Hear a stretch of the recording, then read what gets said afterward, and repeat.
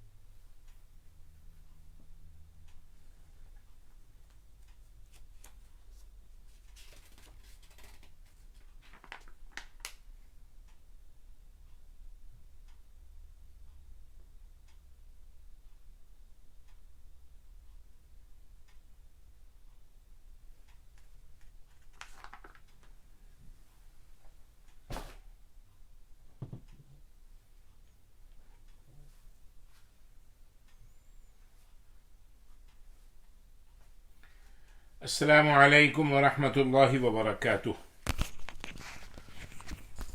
نحمده ونصلي ونسلم على رسوله الكريم اما بعد فاعوذ بالله من الشیطان الرجیم بسم اللہ الرحمن الرحیم وجاءت كل نفس معها سائق وشہید۔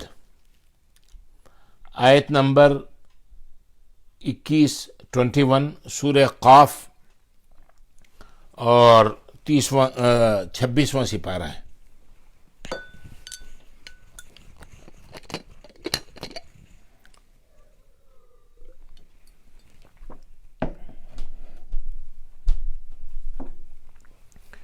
وجاءت كل نفس معها سائق وشہید، اور ہر جان ہمارے پاس اس طرح آئے گی کہ اس کا ایک ہانکنے والا فرشتہ اور دوسرا گواہ ہوگا، یعنی اس کے اعمال پر گواہ ہوگا۔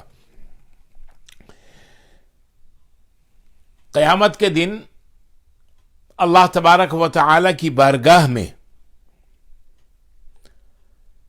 ہر شخص اس طرح اس حالت میں آئے گا کہ اس کے ساتھ ایک ہانکنے والا ہوگا، سائق ہانکنے والا، اور ایک گواہ شہید۔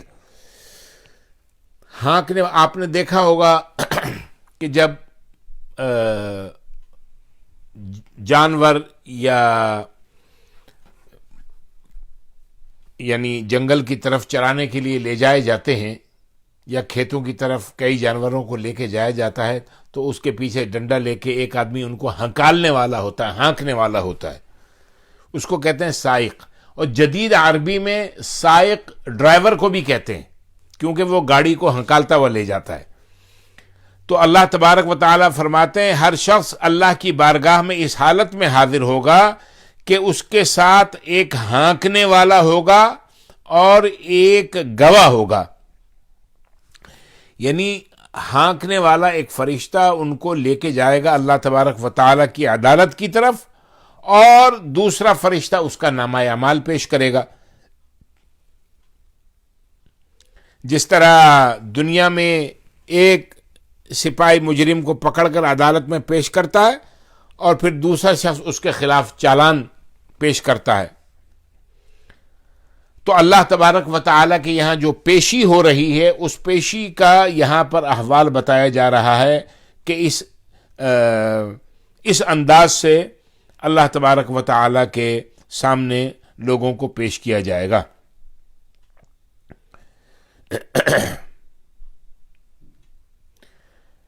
کافر کا سائق کافر کو جہنم کی طرف لے کے چلے گا، ہانکے گا، اور اس کا گواہ اس کے برے اعمال کی گواہی دے گا، اور مومن کا سائق مومن کو جنت کی طرف لے کے چلے گا، اس کا گواہ اس کے نیکی کی گواہی دے گا۔ بہت سے مفسرین یہ فرماتے ہیں کہ چونکہ کرامن کاتبین، یہ جو دو فرشتے ہیں لکھنے والے، جن کا اللہ تبارک و تعالی نے سورہ انفطار کے اندر 30ویں سپارے کے اندر ذکر کیا ہے، تو بعض مفسرین یہ کہتے ہیں کہ وہ دو فرشتے، ایک ہانکنے والا اور ایک گواہ، یہی فرشتے ہوں گے، اور بعض نے یہ بھی کہا ہے کہ وہ دوسرے فرشتے بھی ہو سکتے ہیں۔ لقد كنت في غفلة من هذا فكشفنا عنك غطاءك فبصرك اليوم حديد، آیت نمبر 22۔ تو حقیقت میں تو اس دن سے غفلت میں پڑا رہا، لقد كنت في غفلة من هذا، تو اس سے یعنی اس دن کے بارے میں غفلت میں تھا، فکشفنا عنک غطاءک، سو ہم نے آج تیرا پردہ ہٹا دیا، یعنی غفلت کا پردہ تیری آنکھوں سے ہٹا دیا، فبصرک اليوم حدید، پس آج تیری نگاہ بہت تیز ہے، یعنی آج تو اپنی نگاہوں سے وہ کچھ دیکھ رہا ہے جو عام حالات میں دیکھنا ممکن نہیں ہے۔ آج تیری نظر تیز ہو گئی ہے، اللہ نے تیری نظر تیز کر دی۔ زندگی میں دنیا میں ہو سکتا ہے تو چشمہ لگاتا ہو نظر کی کمزوری کی بنیاد پر، وہاں پر نظر تیز رہے گی، یعنی دنیا کی زندگی میں تو آج کی کارروائی سے، آج کے احوال سے غفلت میں پڑا رہا تھا۔ اللہ کے پیغمبر، اللہ کی طرف سے ڈرانے والے، اور اس قیامت کے دن کی ہولناکی اور قیامت کے دن کی تباہی کو بیان کرنے والے آتے رہے اور تجھے اس بارے میں بتاتے رہے، لیکن تیری نظر ان کے اوپر ٹھہرتی ہی نہیں تھی۔ فکشفنا عنک غطاءک، آج ہم نے تیرے پردے کھول دیے، آج وہ سب چیزیں تجھے نظر آ رہی ہیں، وہ چیزیں، وہ ساری چیزیں جن کا تو انکار کرتا تھا۔ فبصرک اليوم حدید، آج تجھے سب چیز صحیح سچی نظر آ رہی ہے، آنکھوں سے دیکھ رہا ہے، فرشتے نظر آ رہے ہیں، جنت، دوزخ، عرش الہی، اللہ کا وعدہ، پیغمبروں کی باتیں، لیکن اب تو پچھتا رہا ہے، لیکن اس وقت پچھتانے کا کوئی فائدہ نہیں۔ آگے اللہ تبارک و تعالیٰ فرماتے ہیں وقال قرینہ ھذا ما لدی عتید، اور اس کے ساتھ رہنے والا فرشتہ کہے گا یہ ہے جو کچھ میرے پاس تیار ہے۔ القیا فی جہنم کل کفار عنید، تو حکم ہوگا پس تم دونوں ایسے ہر ناشکر گزار شخص کو دوزخ میں ڈال دو، جہنم میں پھینک دو۔ مناع للخیر معتد مریب، مناع للخیر، جو خیر سے نیکی سے روکنے والا ہے، معتدن حد سے بڑھ جانے والا ہے، مریب شک کرنے اور شک ڈالنے والا ہے۔ الذی جعل مع اللہ الہا آخر فالقیاہ فی العذاب الشدید، جس نے اللہ کے ساتھ دوسرا معبود ٹھہرا رکھا تھا تو تم بھی اسے سخت عذاب میں ڈال دو۔ قال قرینہ ربنا ما اطغیتہ ولکن کان فی ضلال بعید، اب اس کا دوسرا ساتھی شیطان کہے گا اے ہمارے رب، اسے میں نے گمراہ نہیں کیا بلکہ یہ خود ہی پرلے درجے کی گمراہی میں مبتلا تھا۔ قال، اللہ تعالیٰ فرمائے گا لا تختصموا لدی، تم لوگ میرے سامنے جھگڑا مت کرو، وقد قدمت الیکم بالوعید، حالانکہ میں تمہاری طرف پہلے ہی عذاب کی وعید بھیج چکا ہوں۔ ما یبدل القول لدی، میری بارگاہ میں فرمان بدلا نہیں جاتا، وما انا بظلام للعبید، اور نہ ہی میں اپنے بندوں کے اوپر ظلم کرنے والا ہوں۔ آیت نمبر 22 سے آیت نمبر 29 تک 29 تک میں نے اس کا ترجمہ آپ کے سامنے ذکر کر دیا۔ یعنی اللہ تبارک و تعالی قیامت کے یہاں پر جو اعمال کا، قیامت کے جو احوال ہیں ان کا ذکر اللہ تبارک و تعالی فرماتے ہیں کہ جس طرح جو شخص اللہ تبارک و تعالی کے احکام سے منہ پھیر لیتا ہے. جیسے اللہ نے ایک جگہ فرمایا وَمَن يَعْشُ عَن ذِكْرِ الرَّحْمَنِ نُقَيِّضْ لَهُ شَيْطَانًا فَهُوَ لَهُ قَرِينٌ. جو شخص اللہ تعالیٰ کی یاد سے، اللہ کی بندگی سے، اللہ کو یاد کرتے رہنے سے جو شخص اپنی آنکھیں بند کر لیتا ہے، نقیض لہو شیطانن، تو ہم اس کے اوپر ایک شیطان اپوائنٹ کر دیتے ہیں. فہو لہو قرین، وہ اس کا ساتھی بن جاتا ہے. بعض لوگ ایسی عجیب عجیب باتیں کرتے ہیں، عجیب عجیب انداز اپناتے ہیں. مثال کے طور پہ یہ پہلے بھی میں آپ کو مثال دے دوں، یہ شیطانی دھوکہ ہے. ان اللہ غفور الرحیم. ارے بھائی، اللہ تبارک و تعالیٰ کے سامنے ہم تو بہت عاجز بندے ہیں، ہم بہت عاجز ہیں، کمزور ہیں. اللہ ہمیں عذاب دے کے کیا کرے گا؟ اللہ تبارک و تعالیٰ نے ہمیں اختیار دیا، اللہ تبارک و تعالیٰ نے ہمیں فری ول دی. اللہ تبارک و تعالیٰ بار بار یہاں پر بھی بتایا ہے کہ ما انا بظلام للعبید، اپنے بندوں پر ظلم کرنے والا نہیں ہوں. اللہ تعالیٰ ظالم اور مظلوم کو ایک صف میں کیسے کھڑا کر سکتا ہے کہ ایک شخص جس نے ظلم کیا ہو اور دوسرا شخص جس نے ظلم سہا ہو، تو ظلم سہنے والا جو ناجائز اس نے ظالم کا ظلم سہا ہے، تو ظالم کو اس کی سزا اللہ تعالیٰ کہیں کہ ظالم بھی جنت میں جائے گا اور مظلوم بھی جنت میں جائے گا؟ نہیں. ظالم اگر مومن ہے، لا الہ الا اللہ محمد رسول اللہ پڑھتا، قیامت کے دن پر رسول کی رسالت پہ، اللہ کی توحید پہ اس کا ایمان ہے، تو ہاں یہ ضرور ہے کہ وہ اپنی سزا بھگت کے جائے گا.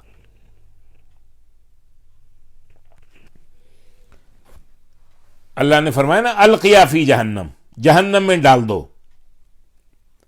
کس کو؟ مناع کفار، یعنی جو ناشکر گزار ہو اور نیکی سے روکنے والا ہو، حد سے بڑھ جانے والا ہو، حد سے بڑھ جانے والا ہو، اور شک کرنے والا اور شک ڈالنے والا ہے. اللہ اکبر. لوگ کہتے ہیں اللہ تبارک و تعالی، جیسے میں نے ابھی آپ سے ذکر کیا کہ کیا کرے گا بندوں کو. اللہ تعالیٰ بندوں کو عذاب میں مبتلا کر کے انصاف کا تقاضا پورا کرے گا. اللہ تبارک و تعالیٰ کے لیے قیامت کا اور حشر و نشر کا قائم کرنا اللہ تبارک و تعالیٰ کے لیے کوئی مشکل نہیں ہے. اللہ تبارک و تعالیٰ قرآن مجید میں بار بار اس مضمون کو بیان کر چکے ہیں. پھر فرمایا مشرک کی سزا کبھی، یہ بتایا کہ ناشکر گزار کو، سرکش کو دوزخ میں ڈال دو، نیکی سے روکنے والے کو اور حد سے بڑھ جانے والے کو. دیکھیں قرآن مجید میں یہ اس مقام کو ذرا ضرور سمجھنا ہے، معتدن، حد سے گزر جانا.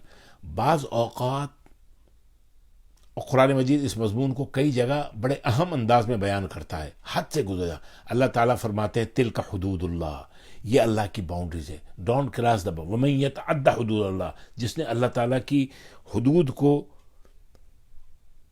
یعنی کراس کیا، باؤنڈریز کو کراس کیا، وہ حد سے بڑھ جانے والا، حد سے بڑھ جانے والا. یعنی ایک تو یہ ہے کہ اگر کوئی گناہ ہو گیا سرزد، پھر کوئی گناہ ہو گیا، لیکن آدمی اس گناہ کے اوپر ڈھٹائی اختیار کرے. بھائی دیکھیں، ایک ہے اس کی مثال یوں ہے کہ ایک شخص نماز نہیں پڑھتا ہے، اگر کوئی اس کو توجہ دلاتا ہے، بولتا ہے ہاں بھائی میری کمزوری ہے، دعا میرے لیے دعا کریں اللہ تعالیٰ. حالانکہ یہ جواب کوئی معقول جواب نہیں ہے. دعا کرنے کا کیا مقصد؟ کام کے لیے آدمی گھر سے باہر نکلتا ہے، کسی کو نہیں کہتا ہے میں گھر میں بیٹھا ہوں میرے لیے دعا کرے اللہ تعالیٰ رزق بھیج دے. نماز کے لیے گھر سے نہیں نکلتا، کہتا ہے کہ میں اللہ سے دعا کرے میرے لیے. لیکن اس کا یہ انداز یہ بتا رہا ہے کہ انشاءاللہ ایک دن یہ راہ راست پہ آئے گا. اب میں آپ سے یہ عرض کروں کہ میں نے ایک نہیں، دو نہیں، دسیوں لوگوں سے یہ لفظ، یہ میں لوگوں سے کہتا ہوں یہ کفریہ کلمہ ہے کہ اگر نماز کی ہے اس کی بات کرو تو لوگ یہ کہتے ہیں، اور کہنے والوں نے مجھ سے کہا ہے دسیوں حضرات نے کہ ہم امریکہ نماز پڑھنے آئے تھے، مسجدیں ہمارے وہاں نہیں تھیں جہاں سے ہم آئے. یہ کلمہ کفریہ ہے، یہ حد سے گزر جانے والوں کا، جس کو اللہ تعالیٰ یہاں پر کہہ رہا ہے کہ ڈالو ان کو جہنم میں. حد سے گزر جانے والے کو، شک کرنے والے کو، شک ڈالنے والے کو، دوسرا معبود ٹھہرانے والے کو، نیکی سے روکنے والے کو، ناشکر گزار کو، سرکش کو، ڈالو ان سبوں کو جہنم کے اندر. القیا فی جہنم، ان سب کو ڈالو جہنم میں. تو بات کرنے سے پہلے یہ سوچنا بڑا ضروری ہے کہ کیا ہمارے منہ سے کلمہ کفر تو نہیں نکل رہا. اللہ تبارک و تعالیٰ کے جتنے بھی انبیاء اور رسول آئے اس دنیا میں، اپنے اپنے زمانے میں، اپنے اپنے وقتوں میں، اپنے اپنے علاقوں کے لیے، سب لوگوں کو نیکی کی طرف دعوت دیتے رہے. کچھ لوگوں نے ان کی بات پہ یقین کیا، ایمان لائے، کچھ لوگوں نے ان کی بات میں شک کیا، ان کی باتوں پہ یقین نہیں کیا. شیطان نے جب برائی کی بات بتائی تو اس پر یقین کر لیا. اللہ تبارک و تعالی نے فرمایا قد جاءکم بشیر و نذیر، تمہارے پاس بشارت دینے والا بھی آتے رہے، ڈرانے والے بھی آتے رہے. اور یہی اللہ تبارک و تعالی نبی پاک صلی اللہ علیہ وآلہ وسلم کے لیے بھی فرمایا کہ میں نے تمہیں بشارت سنانے والا اور ڈر سنانے والا بنا کر بھیجا. اللہ تبارک و تعالی کے سامنے ایک دوسرے کو بلیم کریں گے. اللہ تبارک و تعالی نے فرما دیا کہ میری بارگاہ میں کوئی فرمان، کوئی بات تبدیل نہیں کی جا سکتی، اور میں اپنے بندوں کے اوپر ظلم کرنے والا نہیں ہوں. اللہ تبارک و تعالی آیت نمبر 30 اللہ فرمایا یوم نقول لجہنم هل امتلأت وتقول هل من مزید. اس دن ہم دوزخ سے کہیں گے کیا تو بھر گئی ہے؟ تو وہ کہے گی حل من مزید، کیا کچھ اور بھی ہے؟ ابھی میں کہاں بھری ہوں.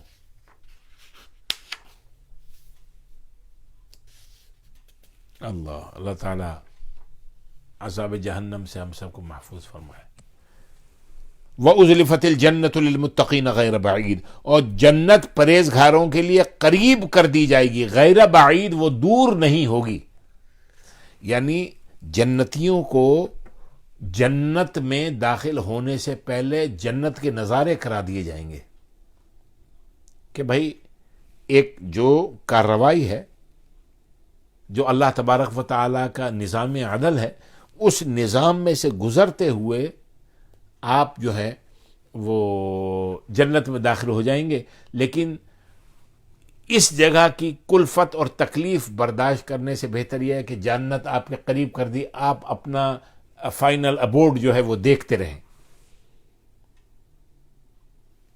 یوم نقول لجہنم حل امتلأت وتقول حل من مزید، آیت نمبر 30. ہم اس دن دوزخ سے کہیں گے کیا تو بھر گئی؟ حل امتلأت، کیا تو بھر گئی؟ تقول، وہ کہے گی حل من مزید، اور ہے، ابھی بہت گنجائش ہے. وَأُزْلِفَتِ الْجَنَّةُ لِلْمُتَّقِينَ غَيْرَ بَعِيدٍ، اور جنت پرہیزگاروں کے لیے قریب کر دی جائے گی، دور نہیں ہوگی. هَذَا مَا تُوعَدُونَ لِكُلِّ أَوَّابٍ حَفِيظٍ. اور ان سے یہ ارشاد ہوا، کیا اللہ تعالیٰ فرمائے یہ ہے وہ جس کا تم سے وعدہ کیا گیا تھا. هَذَا مَا تُوعَدُونَ، یہ ہے وہ جس کا تم سے وعدہ کیا گیا تھا. لِكُلِّ أَوَّابٍ حَفِيظٍ، ہر توبہ کرنے والے اور حفاظت کرنے والے کے لیے. دیکھو یہ ہے جنت. اللہ تعالیٰ فرمایا ہاذا ما توعدون، یہ جو تم دیکھ رہے ہو نا، یہ ہے وہ جنت. ما توعدون، جس کا تم سے وعدہ کیا گیا تھا. لکل اواب حفیظ، ہر توبہ کرنے والے، غلطی ہو گئی فوراً توبہ کر لی، اللہ کے حضور گڑ گڑائے، روئے، اپنی اٹموسٹ کوشش کی کہ اگلے مرحلے میں اس گناہ کا، اس غلطی کا مجھ سے ارتکاب نہ ہو. حفیظ، اپنے دین کی، ایمان کی حفاظت کرنے والے. تم نے اپنے دین اور ایمان کی حفاظت کی، اپنے دین اور ایمان کو بچا کے رکھا، قرآن مجید کے ساتھ اپنا تعلق قائم رکھا، اپنے نبی پاک صلی اللہ علیہ وآلہ وسلم کے ساتھ اپنا تعلق رکھا. یہ نہیں کہ ربیع الاول کی چند مجالس سن لی اور نبی پاک کا حق ادا ہو گیا. یہ جو مختلف، یعنی ہمیشہ ساری دنیا میں ہمیشہ سے پروگرام ہوتے ہیں، اور چونکہ اس کورونا کی وجہ سے کچھ نہ کچھ چیزیں، احادیث، درس اور اصلاحی بیان، اور ابھی کچھ دیر پہلے آپ نے درود شریف کا ایک ورد، اس کی پہلی قسط آپ نے دیکھی، انشاءاللہ 2 اور آئیں گی، 2-3، برکت کے لیے، رحمت کے لیے۔ اس کا مقصد کیا ہے؟ بس ہم سن لیں؟ نہیں، اس کا یقیناً ایک مقصد، ایک مطلب تو یہ ہے کہ رحمت، اللہ کی مرضی، اللہ کا فضل، اللہ کا کرم، نبی پاک صلی اللہ علیہ وسلم کے اس ذکر خیر کے تحت جو عبادت ہے، اس کے تحت۔ دوسرا یہ ہے کہ ہم اس سے نصیحت، کچھ نہ کچھ اپنے خود کو عمل میں آگے بڑھائیں۔ فاتقوا اللہ ما استطعتم واسمعوا واطیعوا، تاکہ اللہ تبارک و تعالی جب کل ہم سے سوال و جواب کرے، ہم اللہ تبارک و تعالی سے یہ کہہ سکیں، یا باری تعالی اتنا ہم نے سنا تھا، اتنا ہمیں یاد رہا تھا، تو ہم نے اس سننے کے بعد اور جو یاد رکھا اس کے بعد ہم اتنے 2 قدم آگے بڑھ کے ہم نے عمل کی کوشش کی تھی، صرف سننے کا ثواب حاصل نہیں کیا تھا۔ یا باری تعالی کمزور ہیں ہم، لیکن کچھ کوشش کی تھی، اتنے کہنے جوگے ہو تو سکیں، جبھی تو اللہ تعالیٰ فرمائے گا ھذا ما توعدون، اے میرے بندو تم نے کوشش کی،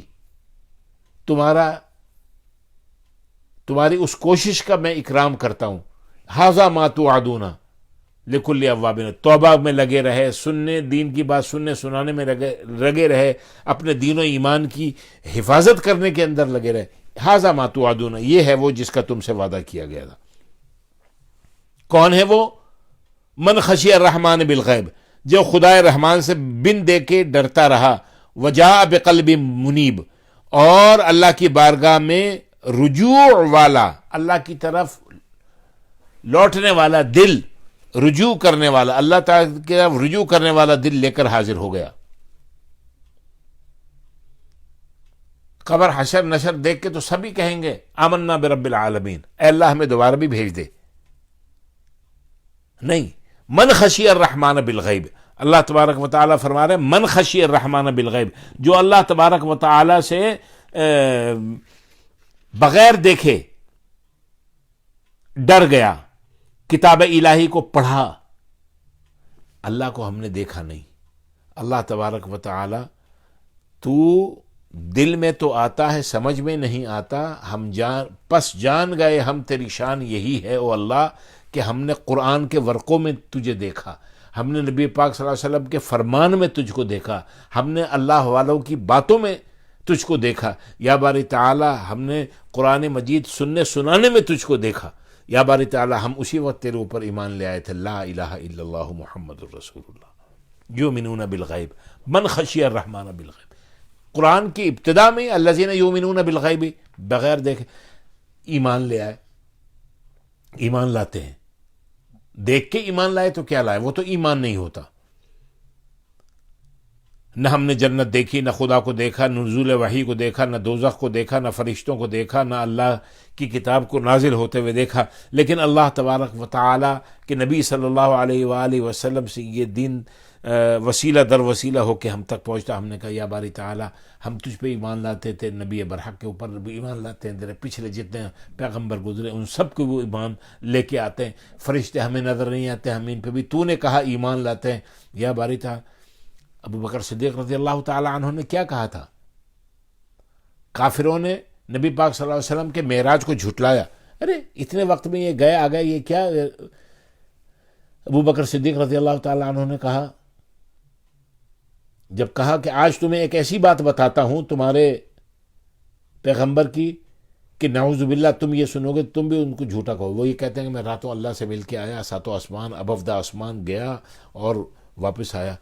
تو انہوں نے کہا یہ محمد صلی اللہ علیہ وآلہ وسلم کہہ رہے ہیں، اس وقت باہر تھے۔ ہاں، انہوں نے کہا اگر آپ صلی اللہ علیہ وآلہ وسلم نے فرمایا کہ یہ فرمایا ہے تو میں اقرار باللسان و تصدیق بالقلب، کہ میں زبان سے اس کا اقرار بھی کرتا ہوں کہ آپ نے سچ فرمایا، حق فرمایا، اور دل سے اس کی تصدیق بھی کرتا ہوں کہ آپ نے حق فرمایا، سچ فرمایا۔ ابو بکر کہا کہ جب ہم نے نبی پاک صلی اللہ علیہ وسلم کے فرمانے پہ انہوں نے کہا اللہ ہے، ہم نے سر جھکا دیا ہے. انہوں نے کہا میں اللہ کا پیغمبر ہوں، ہم نے سر جھکا دیا، آپ اللہ کے پیغمبر ہیں. انہوں نے کہا فرشتے ہیں، جنت ہے، جہنم ہے، حشر نشر ہے، قبر کی نرمی سختی ہے، کرامن کاتبین ہیں، حساب دینا برحق ہے. ہم نے ہر چیز یؤمنون بالغیب کے تحت مانی. ہم یہ نہیں مانیں گے؟ میں دل سے تصدیق کرتا ہوں، زبان سے اقرار کرتا ہوں. اس لیے اللہ کے نبی صلی اللہ علیہ وآلہ وسلم نے ابو بکر کو کیا لقب دے دیا؟ صدیق اکبر، سب سے بڑا تصدیق کرنے والا.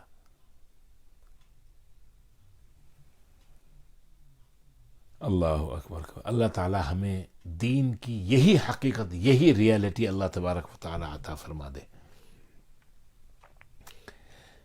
وجاء بقلب منیب، جو اللہ تعالیٰ کی طرف رجوع کرنے والا دل لے کر حاضر ہو گیا. کیا کہا جائے گا اس کو کہا جائے گا ادخلوها بسلام، سلامتی کے ساتھ اس میں داخل ہو جاؤ. ذالک یوم الخلود، یہ ہمیشگی کا دن ہے. آج کے دن تم اس میں داخل ہو جاؤ گے، ہمیشہ ہمیشہ اس کے رہو. یہ ہمیشگی کا دن ہے. اب تم اس جنت میں ہمیشہ ہمیشہ کے لیے رہو. شاہ عبد القادر محدث دہلوی رحمۃ اللہ فرماتے ہیں ذالک یوم الخلود کا مطلب یہ ہے کہ اس دن میں ملنے والی ساری نعمتیں دائمی ہوں گی، کسی پہ زوال نہیں آئے گا. اس سے پہلے جو نعمتیں ملی تھیں ان میں زوال آ سکتا تھا، آتا تھا، لیکن اب جو جنت میں پہنچنے کے بعد وہاں کی جو نعمتیں ہیں، صحت ہے، شباب ہے، اللہ تعالیٰ کی دیگر نعمتیں ہیں، انعام و اکرام ہے. ذالک یوم الخلود، آج سے جو دن شروع ہونے والا ہے وہ ہمیشہ ہمیشہ رہنے والا ہے. دیکھو اللہ تبارک و تعالی خالق الارضین والسماوات مالک یوم الدین رب السماوات والارض ہونے کے باوجود اتنا عظیم ہستی اللہ کی ذات، لا الہ الا ہو، عالم الغیب والشہادہ هو الرحمن الرحیم.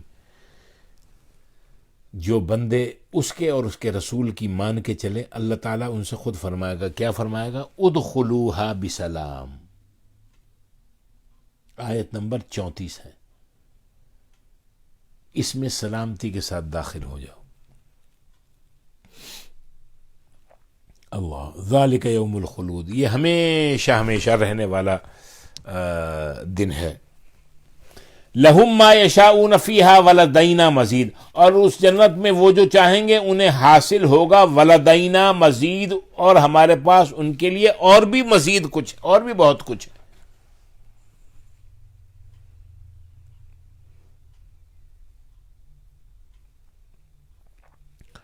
اللہ اکبر. لہم ما یشاؤون فیہا ولدینا مزید، اس جنت میں ان کے لیے وہ تمام نعمتیں موجود ہوں گی.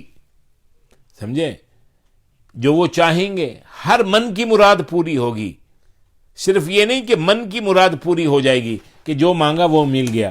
ولدینا، اللہ تعالیٰ فرماتے ہیں کہ تمہاری مانگو، تم کتنا مانگ سکتے ہو، تمہاری مانگ کے علاوہ بھی ہمارے پاس تمہارے لیے بہت کچھ ہے، وہ ہم تمہیں بغیر مانگے دیں گے.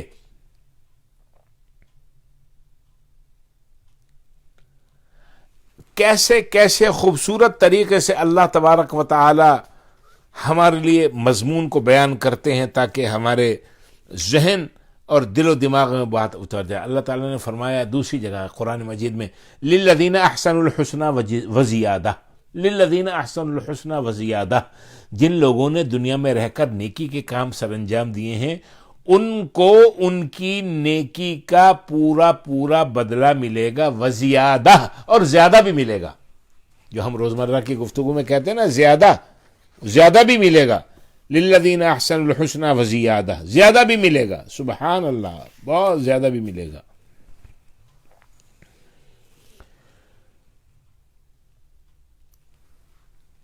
لہم ما یشاؤون فیہا ولدینا مزید، اس جنت میں ان کے لیے وہ تمام نعمتیں موجود ہوں گی جو وہ چاہیں گے، اور مزید یعنی اور بہت کچھ ہے، اور بہت کچھ ہے. جس کو پا کر، جس کو چاہ کر جنت کے عاشق اور مست ہو جائیں گے. لہم ما یشاؤون فیہا ولدینا مزید. اللہ اکبر. ساری نعمتوں کے نبی پاک صلی اللہ علیہ وآلہ وسلم نے فرمایا اللہ تبارک و تعالی اپنے جنتی بندوں کو ہر وہ نعمت عطا فرمائیں گے، ہر وہ نعمت عطا فرمائیں گے جو وہ اس کے ذہن کے امکانات میں ہوگا اور نہ ہوگا، سب عطا فرمائیں گے. لیکن سب سے بڑا اللہ تبارک و تعالی جو انعام فرمائیں گے اہل جنت کو، جو اس سے ان کو سرور حاصل ہوگا، اور جنت میں بھی وہ ساری نعمتیں انہیں ہیچ اور چھوٹی معلوم دیں گی، حقیر معلوم دیں گی جنت کی نعمتیں. حالانکہ جنت کی نعمتیں حقیر نہیں. وہ کیا ہے؟ وہ یہ ہے کہ اللہ تبارک و تعالی کا دیدار ان کو عطا ہوگا. اللہ کے انوار و تجلیات، دیدار الہی سے وہ سرفراز ہوں گے. عام ایمان والے جو جنتی ہوں گے ان کو ہفتے میں ایک، کیونکہ یہ ہفتے کی ترتیب بھی اللہ تعالیٰ کی بنائی ہوئی ہے قرآن کے مطابق، تو ان کو ہفتے میں ایک دفعہ، اور جو مقربین الہی ہوں گے، مقربین میں سے ہوں گے جن کو اللہ تعالیٰ کہتا ہے عباد الرحمن، ہے نا، والسابقون السابقون اولئک المقربون. اور بھی بہت سی آیتیں ہیں سورہ واقعہ کے آخر رکوع میں بھی ہیں، شروع میں بھی ہیں. ان کو اللہ تبارک و تعالی کا دیدار صبح و شام نصیب ہوگا، دیدار الہی صبح و شام نصیب ہوگا. اللہ تبارک و تعالی آپ کو، مجھے، ہم سب کو، سننے والوں کو جو دیکھ رہے ہیں ان کو، یا باری تعالی ان میں سے ہمارا حشر فرما دے جن کو تو صبح و شام اپنا دیدار عطا فرمانے والا ہو. سب کہہ دیں آمین. اللہ اکبر. آگے اللہ تبارک و تعالی فرماتے ہیں وَكَمْ أَهْلَكْنَا قَبْلَهُمْ مِنْ قَرْنٍ هُمْ أَشَدُّ مِنْهُمْ بَطْشًا فَنَقَّبُوا فِي الْبِلَادِ هَلْ مِنْ مَحِيصٍ. اور ہم نے ان سے پہلے، یعنی کفار مشرکین مکہ جو ہیں، کفار مکہ، مشرکین مکہ، ان سے پہلے بے شک ہم نے ان سے پہلے کتنی ہی امتوں کو ہلاک کر دیا جو طاقت اور قوت میں ان سے کہیں بڑھ کر تھیں. چنانچہ انہوں نے شہروں کو چھان مارا تھا کہ کہیں موت سے یا عذاب سے بھاگ کر جانے کی کوئی جگہ ہو. وَكَمْ أَهْلَكْنَا قَبْلَهُمْ مِنْ قَرْنٍ. اور ان سے پہلے ہم نے کتنی ہی قوموں کو ہلاک کر دیا تھا. ہم اشد منہم بطشن، جو ان مکے والوں سے زیادہ طاقت والے اور گرفت والے تھے. یعنی پہلی قومیں مالی اعتبار سے، جسمانی اعتبار سے، ہر دونوں لحاظ سے عربوں پر فوقیت رکھتی تھی. اللہ تعالیٰ نے سورہ کون سی ہے، سورہ سبا میں ارشاد فرمایا وما بلغوا معشار ما آتیناہم. یہ مکے والے کو تو ہم نے ان کا عشر عشیر بھی نہیں دیا، 10ویں کا 10واں حصہ بھی نہیں دیا طاقت، قوت اور ریسورسز کے لحاظ سے. جب وہ ہماری گرفت سے نہ بچ سکے تو ان کی کیا حیثیت ہے؟ یہ کس بات پہ اتنا غرور کر رہے ہیں؟ فنقبوا فی البلاد، تو وہ شہروں کو کریدنے لگے تھے. یعنی مختلف شہروں میں بڑے آرام اور عیش و آرام کی زندگی گزار رہے تھے. نقبو سے نون قاف با، نقب سے بعض مفسرین نے یہ بھی بیان کیا ہے کہ وہ اپنے دنیاوی مفاد کے لیے لمبے لمبے سفر کرتے تھے اور بڑے بڑے وسائل رکھتے تھے اور بڑے بڑے تجارتی. حل من محیص، کیا ان کے لیے کوئی جائے پناہ ہوگی؟ آج یہ دیکھیے کہ ہر علاقے کے امراء، سفراء، وزراء، بیوروکریٹس، خاص طور پہ مڈل ایسٹ کے ممالک کے وہ نو دولتیے اس آیت کے مطابق دنیا کے ہر متمدن سو کالڈ شہر کے اندر، ترقی یافتہ شہر کے اندر مکانات لے رہے ہیں، مہنگے ترین بوٹس، مہنگے ترین پینٹنگز، مہنگے ترین کاسلز، محلات، پیلسز۔ اللہ تبارک و تعالیٰ فرماتے ہیں، کون سی آیت؟ وَكَمْ أَهْلَكْنَا قَبْلَهُمْ مِنْ قَرْنٍ هُمْ أَشَدُّ مِنْهُمْ بَطْشًا فَنَقَّبُوا فِي الْبِلَادِ هَلْ مِن مَّحِيصٍ۔ شہروں کے اندر کریدنے والوں، جب اللہ تبارک و تعالیٰ کا حکم آئے گا تو جائے فرار بھی تم کو نصیب نہیں ہوگی۔ کاش یہ لوٹی ہوئی دولت، یہ مسلمان ممالک کے افراد، چاہے وہ حکمران ہو یا عوام ہو یا سرکاری اہلکار ہوں، اپنے اپنے علاقے اور لوگوں کی ترقی اور فلاح بہبود کے لیے استعمال کرتے۔ اللہ تبارک و تعالی نے ان کی قسمت میں وہی ابلی ہوئی دال لکھی ہوئی ہے۔ اسپتالوں کے بستروں پہ لیٹنا دکھا ہے۔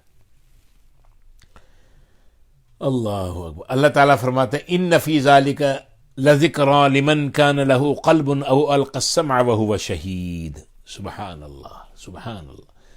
بے شک اس میں یقیناً انتباہ اور تذکر ہے اس شخص کے لیے جو صاحب دل ہے، یعنی غفلت سے دوری اور قلب بیدار رکھتا ہے یا کان لگا کر سنتا ہے، توجہ کو یکسو اور غیر منقطع ہونے سے محفوظ رکھتا ہے، وہ باطنی مشاہدے۔ اللہ تبارک و تعالیٰ اب اس آیت کا ترجمہ اور آسان سنیے۔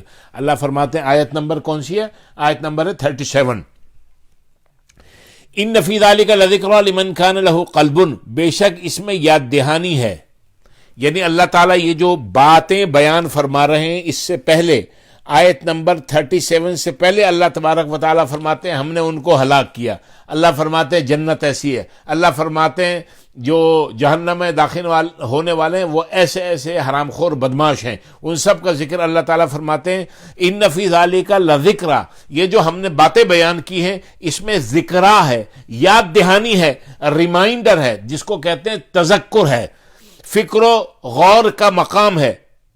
کس کے لیے؟ لمن کان لہ قلب، ہر وہ شخص جس کے سینے میں دل ہے۔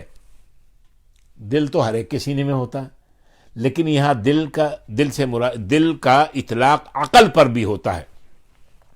مفسرین فرماتے ہیں قلب اور عقل مشترک چیزیں ہیں، اس میں دماغ بھی شامل ہوتا ہے۔ اللہ تعالیٰ نے غور اور فکر کا مادہ دماغ میں رکھا ہے اور عمل کا مادہ قلب کے ساتھ، دل کے ساتھ وابستہ رکھا ہے۔ اس طرح یہ دونوں آپس میں قلب اور عقل اور قلب، یہ دونوں آپس میں ملے جلے رہتے ہیں۔ نہ تو عقل یا دماغ بغیر قلب کی چل سکتا ہے، نہ قلب بغیر عقل کے کام کر سکتا ہے۔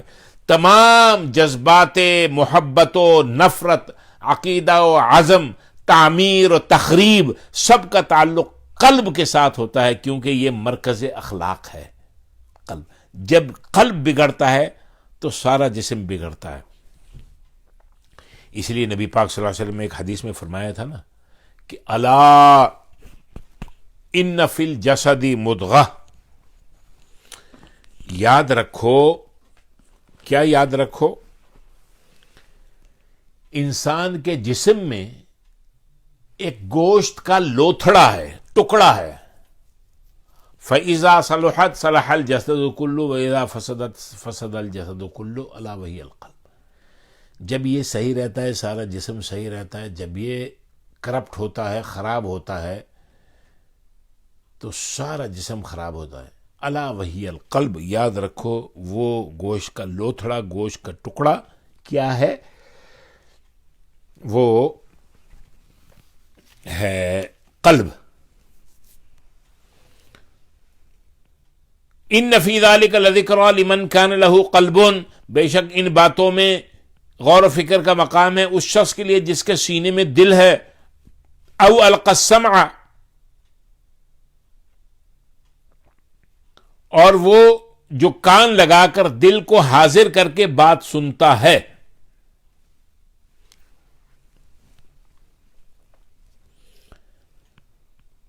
او القى السمع وهو شہید، اور وہ جو کان لگا کر دل کو حاضر کر کے بات کو سنتا ہے.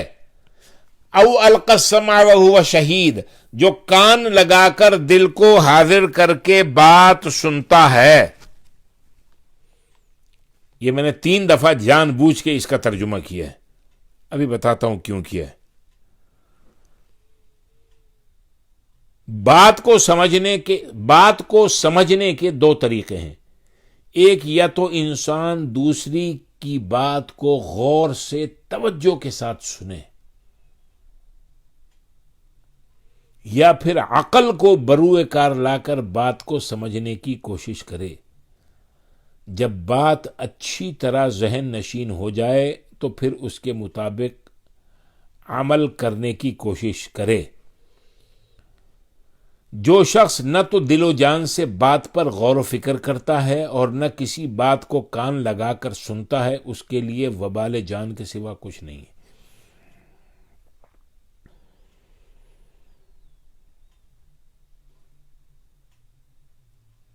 بے توجہی سے سننا.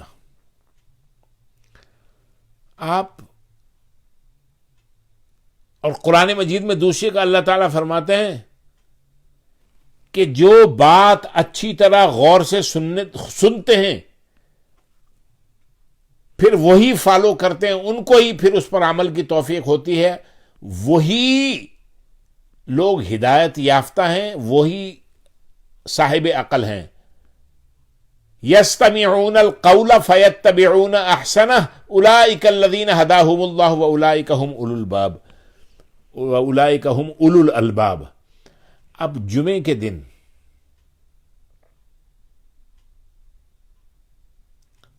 لوگ جو بیٹھے ہوئے ہوتے ہیں پہلی، دوسری، تیسری، چوتھی، پانچویں، چھٹی، ساتویں، آٹھویں، نویں، 10ویں صفوں میں، ذرا ان کے چہرے دیکھیں، ان کی حالت دیکھیں، ان کا ذہن پڑھیں. بیٹھے ہوئے مسجد میں ہیں، دماغ مال کے اندر گردش کر رہا ہے. جبھی تو نہ عقل میں کوئی بات آتی ہے، نہ شعور اور سمجھ میں کوئی بات آتی ہے، اور پھر نہ عمل کی توفیق ہوتی ہے.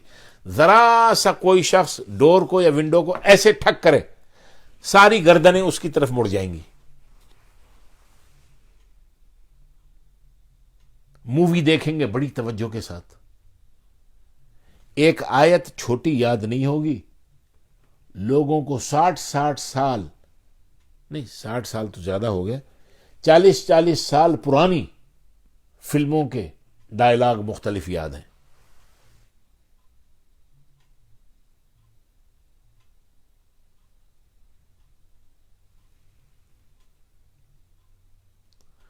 قرآن مجید یہ کہتا ہے کہ بے توجہی اور بے پرواہی سے جو قرآن کریم اللہ کی بات اور رسول کی بات کو سنے گا،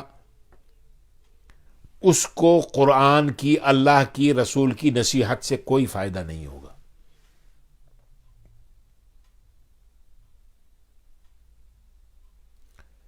عمل کی توفیق کے لیے کسی بھی بات کو غور سے سننا بڑا ضروری ہے. قرآن کیا کہتا ہے؟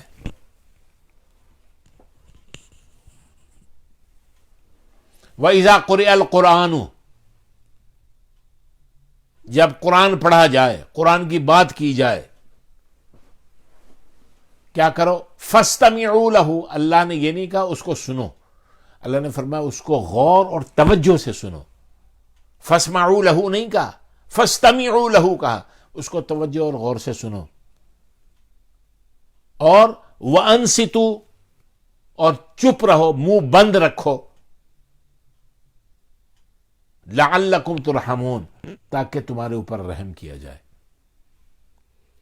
لوگ آتے ہیں، بیٹھتے ہیں.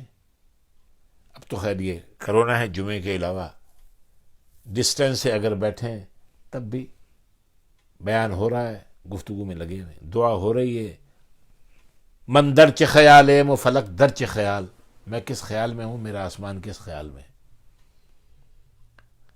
تو بھائیو، دوستو، بزرگوں، اللہ تبارک و تعالی مجھے اور آپ کو سب کو توجہ نصیب فرما دے کہ ہم غور اور توجہ سے اللہ اور اس کے رسول کی بات بھی سنیں، تاکہ ہمیں اور اللہ اور اس کے رسول کی طرف سے ہمیں عمل کی توفیق جو ہے، عمل کی توفیق بھی ہمیں نصیب ہو جائے۔ ذرا ضروری ہوتا ہے سافٹ انداز میں جھنجھوڑنا، ذرا ضروری ہوتا ہے، کیونکہ بات کرتے ہوئے ہمارا منہ تو لوگوں کی طرف ہوتا ہے، سب کے چہرے وجود ہماری طرف ہوتے ہیں، اور مائنڈ ریڈ کرو تو پتہ چلتا ہے کون مسجد میں بیٹھا ہے اور ذہنی طور پہ باہر ہے۔ وَلَقَدْ خَلَقْنَا السَّمَاوَاتِ وَالْأَرْضَ وَمَا بَيْنَهُمَا فِي سِتَّةِ أَيَّامٍ وَمَا مَسَّنَا مِن لُغُوبٍ۔ اللہ تعالیٰ فرماتے ہیں، اور بے شک اپنے آسمانوں اور زمین کو اور اس کائنات کو اور جو کچھ اس کے درمیان میں موجود ہے 6 زمانوں میں تخلیق کیا، اور ہمیں کوئی تھکن نہیں ہوئی ہے۔ وَلَقَدْ خَلَقْنَا السَّمَاوَاتِ وَالْأَرْضَ وَمَا بَيْنَهُمَا فِي سِتَّةِ أَيَّامٍ، اور البتہ ہم نے آسمان اور زمین کو جو کچھ اس کے دن میں 6 دن کے وقفے میں پیدا کیا۔ قرآن مجید میں تخلیق کا ذکر، کریشن کا ذکر بہت جگہوں پہ آیا ہے، مگر اللہ تبارک و تعالی نے یہاں پر جن 6 دنوں کا ستتی ایام ذکر کیا ہے، اس سے 24 گھنٹے کا ایک دن جو ہے یہ مراد نہیں ہے جو نظام شمسی کا، یہ شمسی نظام کا پیدا کردہ ہے، بلکہ اللہ تعالی کے دن کی مقدار سورہ سجدہ الف لام میم سجدہ میں ہے۔ اللہ تعالیٰ زمین اور آسمان کے ہر کام کی تدبیر کرتا ہے۔ فی یوم کان مقدارہ الف سنۃ مما تعدون، ایک روز، ایک دن جس کی مقدار تمہارے شمار کے مطابق 1000 برس ہوگی۔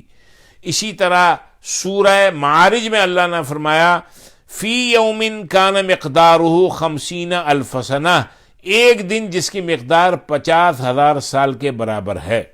تو حدیث شریف میں بھی آتا ہے ایک دن 50,000 سال کے برابر ہوگا۔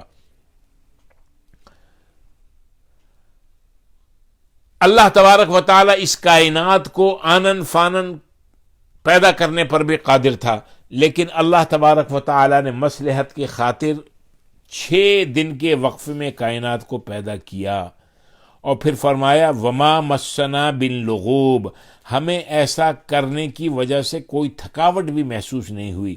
کوئی کام کر کے تھک جانا یہ تو مخلوق کی خاصیت ہے، انسان ہو جانور ہو، کچھ عرصے کے بعد اس کو آرام کی ضرورت محسوس ہوتی ہے، وہ سوتا ہے، آرام کرتا ہے، ویکیشن پہ جاتا ہے، قوا اس کے اعضاء پھر بحال ہوتے ہیں، ایک ان کے اندر انرجی پیدا ہوتی ہے، کام کاج کے قابل ہو جاتا ہے۔ لیکن اللہ تعالیٰ تو ان سب چیزوں سے پاک ہے۔ آیت الکرسی میں آپ پڑھتے ہیں لا تأخذہ سنۃ ولا نوم، اس کو نہ نیند آتی ہے نہ اس کو اونگ آتی ہے، تھکنے کا سوال ہی پیدا نہیں ہوتا۔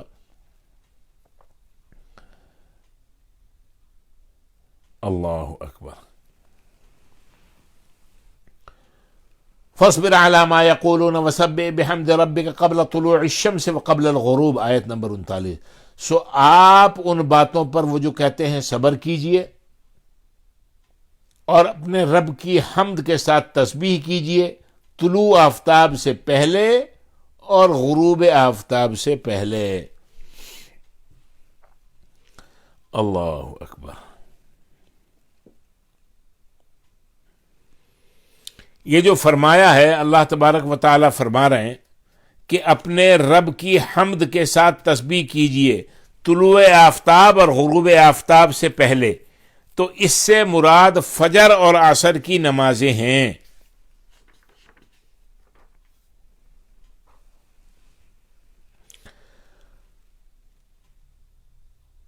فجر اور عصر کی نمازوں کا ذکر کیوں کیا؟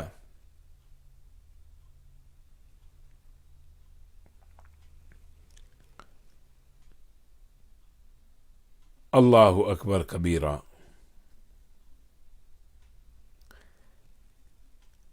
حضرت ابو ہریرہ رضی اللہ عنہ بیان فرماتے ہیں کہ رسول اللہ صلی اللہ علیہ وآلہ وسلم نے ارشاد فرمایا، تمہارے پاس رات کے اعمال لکھنے والے اور دن کے اعمال لکھنے والے فرشتے ایک دوسرے کے بعد آتے ہیں۔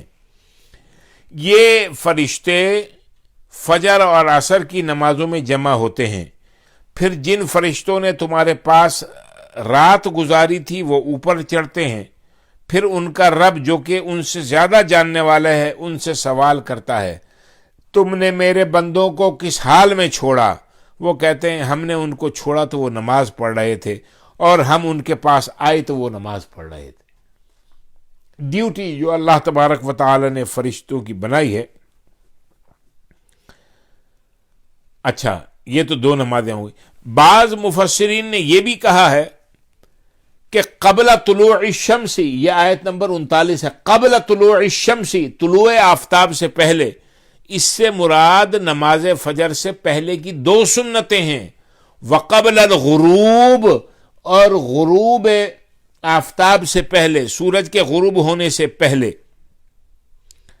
اس سے مراد مغرب کی نماز سے پہلے کی دو سنتیں ہیں۔ تو آپ نے دیکھا ہوگا بعض حضرات مغرب کی 3 فرض جو ہیں اس سے پہلے 2 رکعت پڑھتے ہیں، تو مغرب کی نماز سے پہلے 2 سنتیں پڑھنے کے لیے وہ اسی آیات کو بطور دلیل پیش کرتے ہیں۔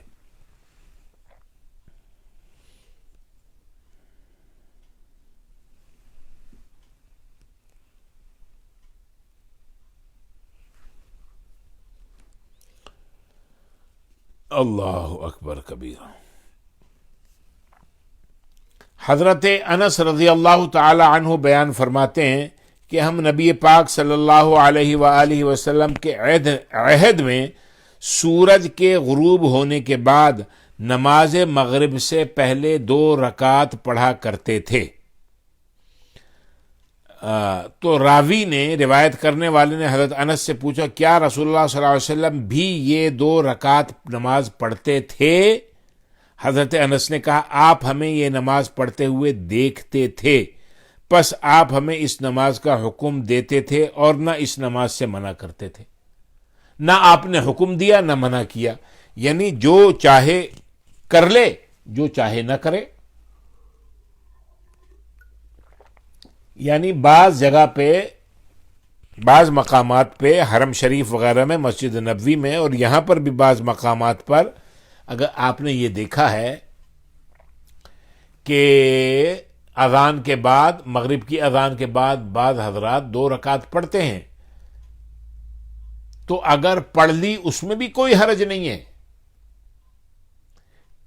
کیوں کہ ائمہ ثلاثہ جو ہیں، امام مالک، امام شافعی، امام احمد بن حنبل، وہ پڑھنے کے لیے کہتے ہیں۔ امام اعظم ابو حنیفہ اس لحاظ سے وہ پڑھنے سے منع کرتے ہیں کہ یہ سنت نہیں ہے۔ تو لہذا نہ پڑھنے والوں کے لیے کوئی ایسا وہ ہے کہ بھئی وہ اس بنیاد پہ نہ پڑھنے والوں کو کوئی طعن و تشنیع کا نشانہ بنائے، ایسی بات نہیں ہے، سکوت ہے۔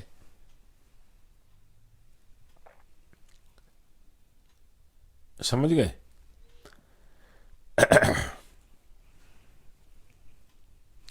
اور پھر نبی پاک صلی اللہ علیہ وآلہ وسلم نے یہ بھی فرمایا تھا، میری امت اس وقت تک خیر پر رہے گی یا فطرت پر رہے گی جب تک وہ مغرب کی نماز جلدی پڑھتی رہے گی، یعنی جب تک وہ مغرب کی نماز کو اتنا مؤخر نہ کرے کہ ستاروں کا جال بن جائے۔ تو بعض جگہ پر ہم یہ دیکھتے ہیں کہ 10 منٹ سے بھی زیادہ تاخیر کرتے ہیں اذان ہونے کے بعد، اور پھر 15 منٹ بھی ہوتی ہے تاخیر، اور پھر نماز پڑھتے ہیں۔ تو بہتر یہ ہے کہ جو پڑھنے والے ہیں وہ ٹھیک ہے پڑھیں، جو نہ پڑھنے والے ہیں وہ اپنے دل میں کسی قسم کا ملال حسرت نہ کریں، پڑھنے والے نہ پڑھنے والوں کو کوئی طعن و تشنیع کا نشانہ نہ بنائے۔ اللہ اکبر۔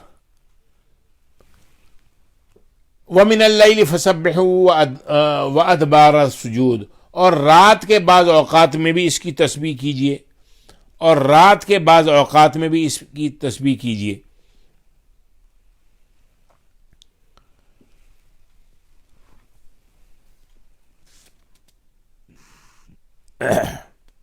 نماز میں تسبیح اور تحمید دونوں چیزیں پائی جاتی ہیں، اس لیے مفسرین نے ان اوقات سے مختلف نمازیں مراد لی ہیں۔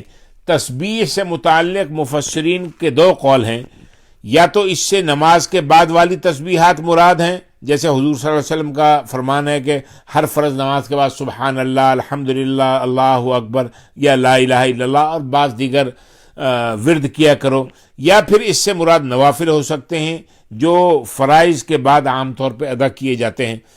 بہرحال اللہ تعالیٰ نے پریشانی سے حل کے لیے دو چیزیں بتائی ہیں، ایک صبر اور ایک تسبیح و تحمید۔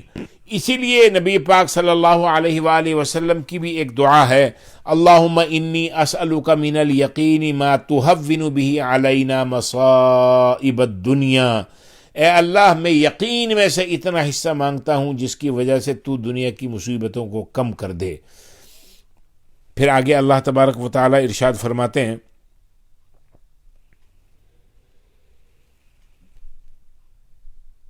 وَاسْتَمِعْ يَوْمَ يُنَادِ الْمُنَادِ مِن مَّكَانٍ قَرِيبٍ، اور اس دن کا حال بھی خود سن لیجیے جس دن ایک پکارنے والا قریبی جگہ سے پکارے گا، ایک پکارنے والا قریبی جگہ سے پکارے گا، یعنی قیامت کا آغاز پہلے سور پھونکنے سے ہوگا جس سے ہر چیز فنا ہو جائے گی۔ وہ ہے نا، آپ نے پڑھا سورہ رحمان میں، کل من علیہا فان ویبقی وجہ ربک ذو الجلال والاکرام، ہر چیز ختم ہو جائے گی، صرف تیرے پروردگار کی ذات باقی رہے گی جو جلال اور بزرگی والی ہے۔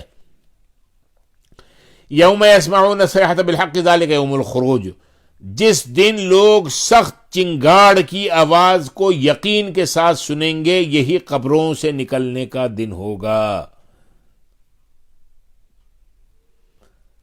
ایک چیخ سنیں گے، ایک بڑی ڈراؤنی ایسی چیخ ہوگی جو سارے عالم کو سنائی دے گی۔ فرمایا قبروں سے نکلنے کا دن یہی ہوگا، پھر سب لوگ میدان حشر میں جمع ہوں گے اور حساب و کتاب کی منزل آئے گی۔ اور پھر فرمائے یاد رکھو، انا نحن نحیی ونمیت والینا المصیر، انا نحن نحیی ونمیت والینا المصیر، بے شک ہم ہی زندہ رکھتے ہیں اور ہم ہی موت دیتے ہیں اور ہماری طرف ہی پلٹ کر آنا ہے۔ یوم تشقق الارض عنہم سراعا ذلک حشر علینا یسیر، جس دن زمین ان پر سے پھٹ جائے گی تو وہ لوگ جلدی جلدی نکلیں گے۔ ذالک حشر علینا یسیر، یہ حشر کرنا ہم پر نہایت آسان ہے۔ اللہ تعالیٰ فرماتے ہیں زمینیں پھٹیں گی، قبریں کھدیں گی، قبریں کھلیں گی، اور کیا ہوگا؟ لوگ جلدی جلدی، جو 1000 سال پہلے، جو 100 سال پہلے، 500 سال پہلے، 2000 سال پہلے، جو جس وقت جہاں پر دفن ہے، جس کی ذرہ جسم کا جس جگہ مٹی کے ساتھ وابستہ ہے، اللہ تعالیٰ فرماتے ہیں یہ سب نکل پڑیں گے، یہ سب اگل جائیں گے، سب باہر آ جائیں گے۔ حشر علینا، یہ حشر نشر کرنا علینا یسیر، یہ ہمارے لیے بہت آسان ہے۔ یہ کیا ہوگا اور کیوں ہوگا، یہ کیسے ہوگا، it is not your business. تمہارا کام یہ ہے کہ اگر عذاب جہنم سے اور ضلالت اور اہانت اور تکلیف سے بچنا چاہتے ہو، جہنم کی سختیوں سے بچنا چاہتے ہو، تو پھر اعمال صالحہ کرتے رہو۔ نحن اعلم بما یقولون وما انت علیہم بجبار، ہم خوب جانتے ہیں جو کچھ وہ کہتے ہیں اور آپ ان پر جبر کرنے والے نہیں ہیں۔ اللہ تعالیٰ نبی پاک صلی اللہ علیہ وآلہ وسلم کو یہاں پر تسلی اور تشفی دے رہے ہیں۔ نحن اعلم بما یقولون، یہ کافر اور مشرک جو باتیں بناتے ہیں، نحن اعلم، ہم خوب اچھی طرح جانتے ہیں، بما یقولون، جو یہ کہہ رہے ہیں، ان کے اقوال، ان کے افعال، ان کے اعمال، ان کے ارادے، ان کی نیتیں، ان کے کام، ہم ان سے خوب واقف ہیں۔ وما انت علیہم بجبار، ہم ان پر کوئی جبار یا داروغہ نہیں ہے، ہم ان کو زبردستی منوانے والا نہیں ہے۔ محمد کریم صلی اللہ علیہ وآلہ وسلم، آپ کیوں ان کے لیے پریشان ہوتے ہیں؟ آپ کیوں ان کے لیے روتے دھوتے ہیں؟ آپ کیوں ان کے لیے ساری رات سجدے میں پڑے رہتے ہیں؟ آپ کیوں ان کے لیے اپنے پاؤں کے اوپر ورم چڑھاتے ہیں؟ آپ کیوں اپنے سینے کو ایسا کر دیتے ہیں کہ جیسے ہانڈی ابلتی ہے. ما انت علیہم بجبار، آپ ان کو زبردستی منوا لیں گے نہیں. انما علیک البلاغ وعلینا الحساب، اللہ نے فرما دیا بے شک احکام کو پہنچا دینا آپ کا کام ہے، اور پھر ان سے حساب کتاب لینا ہمارے ذمہ ہے.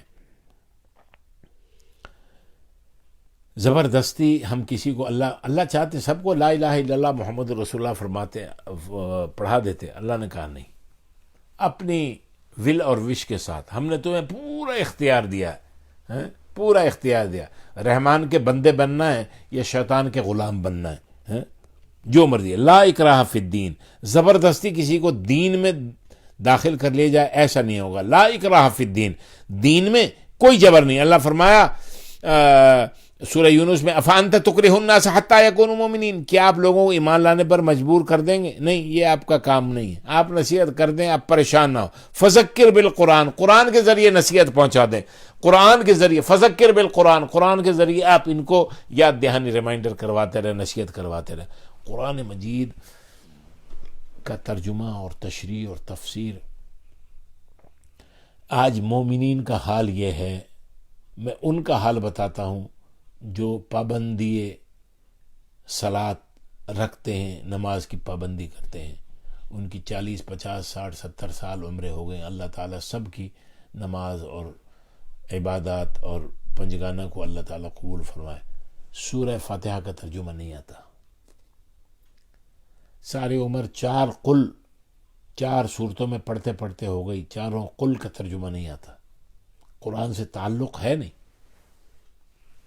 پتہ نہیں کون سا مفسر قرآن آئے گا جو سمجھائے گا، پھر یہ اس کی بات سمجھیں گے اور مانیں گے. بس میں یہ کہتا ہوں قرآن کھول کے بیٹھ جائیں. ایک دن، ایک دفعہ، 2 دفعہ، 10 دفعہ، 20 دفعہ، ایک دفعہ آپ کا قرآن کریم ایسی پیاری چیز ہے، اگر قرآن مجید کے ساتھ آپ کا تعلق قائم ہو گیا، قائم ہونا شرط ہے، پھر یہ قیامت تک آپ کا یہ سلسلہ، یہ اس کے ساتھ تعلق ختم ہوگا نہیں، ٹوٹے گا نہیں، نہیں ٹوٹے گا. شروع میں پریشانی ہوتی ہے، دل نہیں لگتا ہے، سمجھ میں نہیں آتا. آہستہ آہستہ آہستہ آہستہ مزہ آنے لگتا ہے. اللہ تعالیٰ تعلق قائم ہو جاتا ہے اللہ کی کتاب کے ساتھ، رسول کے اس معجزے کے ساتھ، تو اللہ تعالیٰ پھر عمل کی توفیق بھی عطا فرما دیتا ہے. اللہ تبارک و تعالیٰ قرآن مجید کھولنے کی توفیق عطا فرمائے، پڑھنے کی توفیق عطا فرمائے، سننے کی توفیق عطا فرمائے، اور عمل کی توفیق عطا فرمائے. اور اس قرآن کو اللہ تعالیٰ قبر و حشر و نشر میں اللہ تعالیٰ ہمارا شاہد شہید بنائے. فذکر، آپ نصیحت فرماتے رہیے. کس کے ساتھ؟ بالقرآن. فذکر بالقرآن، قرآن کے ذریعے نصیحت، قرآن سناتے رہیے، قرآن بتاتے رہیے، قرآن سمجھاتے رہیے، قرآن کی طرف بلاتے رہیے. فذکر بالقرآن من یخاف وعید، اس شخص کو جو میرے وعدہ عذاب سے ڈرتا ہے. فذکر بالقرآن من یخاف وعید، آپ کیا کریں؟ قرآن کے ذریعے اس شخص کو نصیحت فرما دیجئے جو میرے عذاب کے وعدے سے ڈرتا ہے. اللہ اکبر کبیرہ والحمد للہ کثیرہ وسبحان اللہ بکرۃ واصیلہ. میرا خیال کرتا ہے کہ ہم سورہ ذاریات بھی شروع کر دیں. اچھا، ایک بات میں شروع میں بتانا بھول گیا، انشاءاللہ اگلے جمعے کو بھی بإذنہ تبارک و تعالی بتاؤں گا کہ اب تو ہم مغرب کے بعد یہ سلسلہ رکھتے ہیں. اگلا جو درس قرآن کا ہمارے سبق ہوگا وہ بھی مغرب کی نماز کے بعد ہوگا. پھر اس کے بعد جب یہ 1 گھنٹے کا یہ ٹائم کا فرق ہو جائے گا تو عشاء کم و بیش 7 بجے 7:15 بجے ہوا کرے گی، بلکہ ٹائم تو اس سے بھی پہلے غالباً ہو جائے گا. تو انشاءاللہ پھر عشاء کے بعد یعنی اگلے جمعے کے بعد پھر جو ہے یہ جو درس ہوا کرے گا یہ انشاءاللہ اللہ تعالیٰ کے فضل و کرم سے مغرب کی نماز کے بجائے عشاء کی نماز کے بعد ہوگا انشاءاللہ. وقت بدل جائے گا، ٹائم بدل جائے گا. اللہ تبارک و تعالی اس بدلاؤ کو ہم سب کے حق میں برکت کا باعث بنائے. بسم اللہ الرحمن الرحیم. سورہ زاریات. والزاریات ذروا فالحاملات وقرا فالجاریات یسرا فالمقسمات امرا انما توعدون لصادق وان الدین لواقع.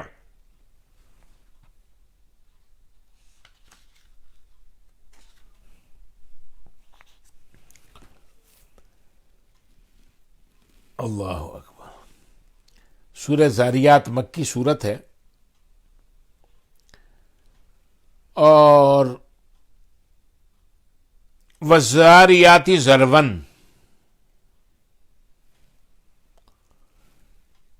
قسم ہے ہواؤں کی جو بکھیرتی ہے اڑا کر، یعنی اڑا کر بکھیر دینے والی ہواؤں کی قسم. فالحاملات وقرا پس اٹھانے والی بوجھ کو، یعنی بدلیاں جو ہیں اس کی قسم، یعنی پانی کا بوجھ اٹھانے والی بدلیاں جو ٹکڑوں میں چلتی ہیں نا اوپر، ان کی قسم.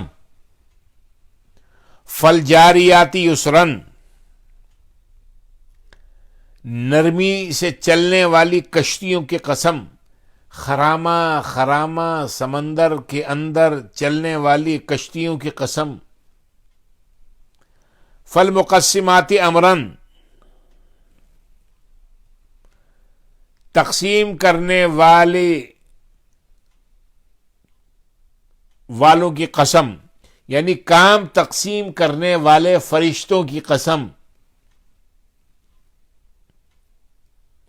اتنی قسم کھانے کے بعد کیا؟ انما توعدون لصادق، بے شک جو تم سے وعدہ کیا جا رہا ہے بالکل سچا ہے. کیا وعدہ کیا جا رہا ہے؟ آخرت کا. وَإِنَّ الدِّينَ لَوَاقِعٌ، اور بے شک اعمال کی سزا جزا ضرور واقع ہو کر رہے گی. پہلے اللہ تبارک و تعالی نے والزاریات ذروا، ہواؤں کی قسم جو اڑا کر چیزوں کو بکھیر دیتی ہیں، اس بات کی دلیل ہے، قسم کھائی اللہ تبارک و تعالی نے کہ یہ ہوائیں اللہ تعالی کے نزدیک بہت عظمت والی ہیں.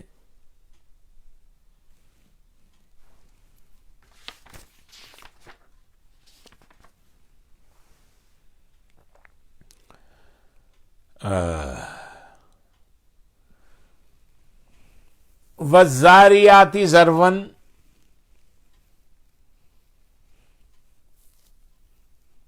اڑا، گرد و غبار چیزوں کو اڑانے والی ہواؤں کی قسم.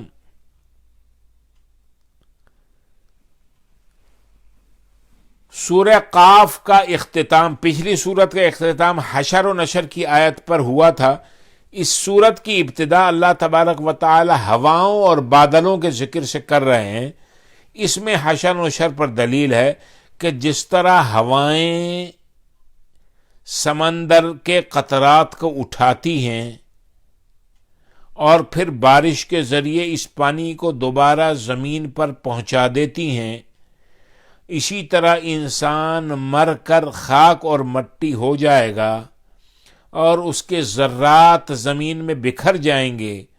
اللہ تبارک و تعالی دوبارہ ان ذرات کو مجتمع کر کے، جمع کر کے انسانی پیکر بنا دے گا. سمجھ میں آئی بات؟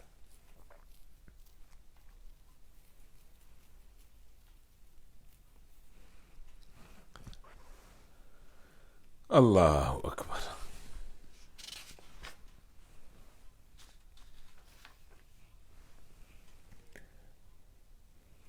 پھر دوسری آیت ہے فالحاملات وقرا، وہ ہواؤں، ان ہواؤں کی قسم جو بادل کی صورت میں پانی کو اٹھا کر چلتی ہیں.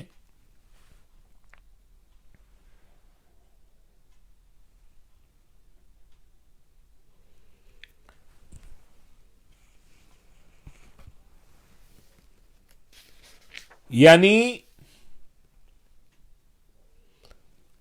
اللہ کے حکم سے انہوں نے سمندر سے پانی کو اٹھایا اور لے کر چلی.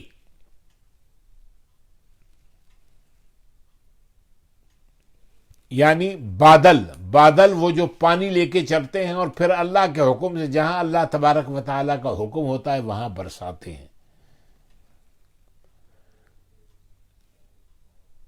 نعمت کے طور پہ اللہ تبارک و تعالیٰ پانی کا ذکر فرماتے ہیں.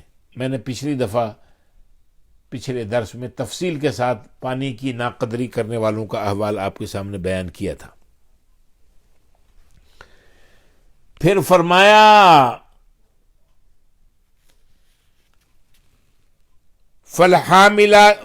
فَالْجَارِيَاتِ یسرن، وہ کشتیاں جو پانی میں خرامہ یعنی سہولت کے ساتھ چلتی ہیں، ایک جگہ کا بوجھ دوسری جگہ منتقل کرتی ہیں.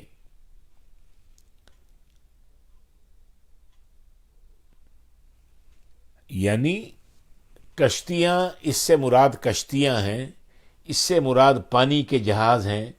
ہر وہ دیو ہیکل چیز، بڑی چیز جو پانی کے اندر رواں دواں ہے، چل رہی ہے. جس طرح آج فضاؤں کے اندر لاکھوں ہزارہ جہاز لاکھوں لوگوں کو ایک جگہ سے دوسری جگہ منتقل کر رہے ہیں، اللہ تبارک و تعالیٰ نے اس سمندر کو اور اس کشتی کو اور جہاز کو اللہ تبارک و تعالیٰ نے انسان کے تابع کر دیا. وَسَخَّرَ لَكُمُ الْبَحْرَ لِتَجْرِيَ وَسَخَّرَ لَكُمُ الْفُلْكَ لِتَجْرِيَ فِي الْبَحْرِ بِأَمْرِهِ، اللہ تعالیٰ نے اس پانی کے شپ کو تمہارے تابع کر دیا ہے کہ تاکہ تم اس کو سمندر میں لے کے چلو. سمندر بھی تابع کیا اور اس کشتی کو بھی تابع کیا، اس جہاز کو بھی تابع کیا. دنیا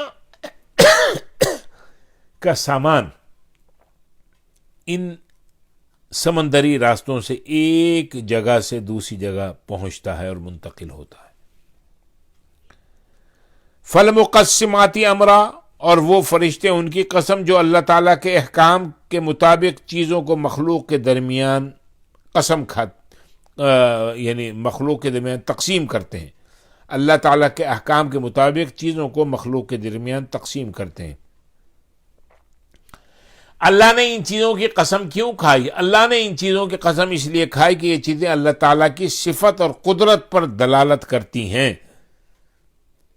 اور اس قسم کا اگلی دو آیتوں میں جواب ہے، انما توعدون لصادق، تم سے جو ثواب کا وعدہ کیا گیا ہے اچھے کاموں پہ وہ تمہیں ملے گا، یہ سچا وعدہ ہے. اور گناہ گاروں کو جو عذاب کی وعید سنا دی گئی ہے وہ بھی وعدہ سچا اور وعید سچی ہے. وَإِنَّ الدِّينَ لَوَاقِعٌ، قیامت کے دن میدان حشر میں ضرور حساب کتاب ہوگا. اعمال کی سزا و جزا کی باز پرس اور پوچھ گچھ ضرور ہوگی.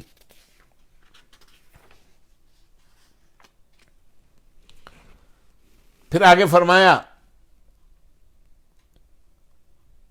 وَالسَّمَاءِ ذَاتِ الْحُبُكِ،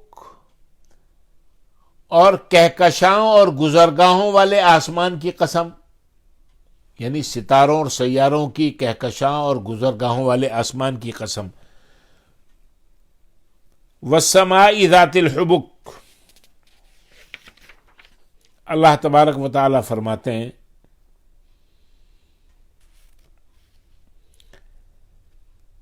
حبک کے کئی معنی ہیں. جالی دار ہونا، آپ آسمان کو دیکھیں، تارے اس کے اندر ایسے جڑے ہوئے ہیں جیسے جالی دار دوپٹہ ہوتا ہے. یعنی ایسا لگتا ہے جیسے آسمان کی چادر پر ستاروں کا جال بچھا دیا گیا ہو. اس کا یہ بھی معنی کیا گیا ہے کہ خوبصورت اور ستاروں سے پر رونق آسمان.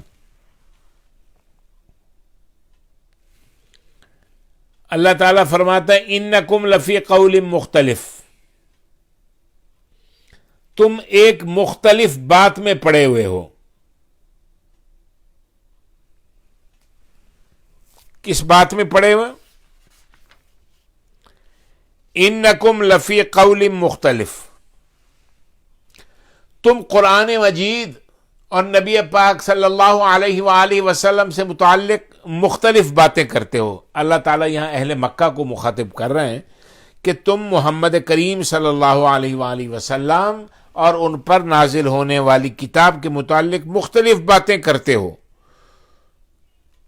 تم میں سے بعض آپ صلی اللہ علیہ وآلہ وسلم کی تصدیق کرتے ہیں اور بعض تکذیب کرتے ہیں، بعض آپ کو ساحر یعنی جادوگر کہتے ہیں، بعض آپ کو شاعر کہتے ہیں، نعوذ باللہ بعض آپ کو مفتری کہتے ہیں، بعض مجنون کہتے ہیں، بعض کاہن کہتے ہیں. اسی طرح بعض قرآن مجید کو شعر و شاعری کی اور ادب کی کتاب کہتے ہیں، بعض قرآن مجید کو من گھڑت قصوں کی، من گھڑت باتوں کی کتاب کہتے ہیں، اور اسی طرح بعض حشر و نشر و قبر کی بالکل نفی کرتے ہیں، بعض ان کے واقع ہونے کے اندر شک میں پڑے ہوئے ہیں. اس کو اللہ تبارک و تعالیٰ فرماتے ہیں انکم لفی قول مختلف، تم مختلف باتوں کے اندر، بے جوڑ باتوں کے اندر پڑے ہوئے ہو. اسی بات کو اللہ تعالیٰ عما یتساءلون میں بیان کہا، عما یتساءلون عن النبأ العظیم الذی هم فیہ مختلفون کلا سیعلمون ثم کلا سیعلمون. جان لوگے یؤفک عنہ من افک، اس سے وہی پھرتا ہے جسے پھیر دیا جاتا ہے. یعنی اللہ اور رسول اور قرآن سے کون پھرتا ہے؟ یؤفک عنہ من افک، جزائے عمل یا رسالت پر ایمان لانے سے اسی شخص کو باز رکھا جاتا ہے، پھیر دیا جاتا ہے جس کی عقل ٹھکانے نہیں، جس کو بدبخت قرار دے دیا جاتا ہے. یؤفک عنہ من افک یؤفک عنہ من افک، یعنی اس قرآن سے وہی روگرداں ہوتا جس کو ازل میں اللہ تعالیٰ بدقسمت شقی قرار دے دیتے ہیں. وہی ان حقائق سے انکار کرتا ہے کیونکہ وہ بصیرت اور فہم سے خالی ہے. جو اللہ تعالیٰ کی قدرت اور حکمت کو سمجھنے کی صلاحیت رکھتا ہے وہ کبھی ان چیزوں کا انکار نہیں کر سکتا. پھر آگے اللہ تبارک و تعالیٰ ایک بات ارشاد فرماتے ہیں قتل الخراسون، گمان سے، یعنی اپنی اٹکل، اپنا ذہن لڑانے والے، جس کو کہتے ہیں نا اٹکل پچو باتیں کرنے والے، اپنے ذہن سے گڑھ گڑھ کے سوچ سوچ کے دماغ سے باتیں گڑھنے والے، بنانے والے، وہ قتلا برباد ہو گئے، تباہ ہو گئے. گمان، خیالات کی باتیں دین کے بارے میں نہیں چلتی. الذین هم فی غمرۃ ساہون، جو جہالت اور غفلت میں بھول جانے والے ہیں. کس کو؟ آخرت کو. الذین هم فی غمرۃ ساہون، جو غفلت کی وجہ سے بھولے ہوئے ہیں. کس کو بھولے ہوئے ہیں؟ آخرت کو. دنیا کے مزے اڑا رہے ہیں، آخرت کو بھول گئے. اللہ تعالیٰ نے سورہ انبیاء کے شروع میں ارشاد فرمایا نا اقترب للناس حسابهم وهم فی غفلۃ معرضون، لوگوں کے حساب کتاب کا وقت قریب آ چکا ہے مگر یہ لوگ غفلت میں مبتلا ہیں، منہ پھیر رہے ہیں. من ماتا، پوچھتے ہیں قیامت کب آئے گی، قیامت کب آئے گی؟ من ماتا قامت قیامتہ، جو مر گیا اس کی قیامت تو قائم ہو گئی. بھائی جو اس دنیا سے رخصت ہو کے اپنی قبر میں جا کے لیٹ گیا، اب جو ہوتا رہے اوپر، آندھی آئے، طوفان آئے، زلزلہ آئے، قیامت آئے، اس کی تو قیامت قائم ہو گئی نا، وہ تو چلا گیا.